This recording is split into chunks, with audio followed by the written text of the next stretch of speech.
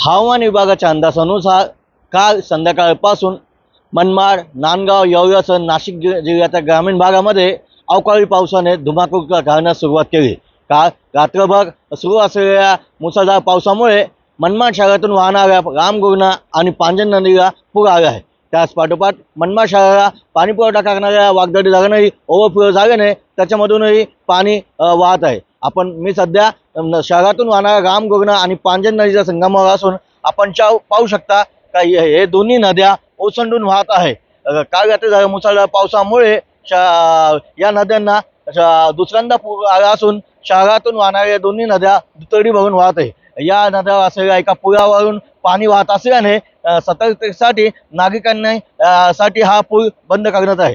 त्यामुळे नदीकाठच्या रहिवाशांनाही सतर्कतेचा इशारा देण्यात आला असून रात्री काही घरांमध्ये पावसाचे पाणी शिरल्यामुळे नागरिकांची तारांबळ उडाली होती। एकूणच अवकाळी पावसाने धुमाकूळ घातल्याने नागरिकांसह शेतकऱ्यांमध्ये चिंतेचं वातावरण आहे। शेख, पुढारी न्यूज, मनमाड, नाशिक।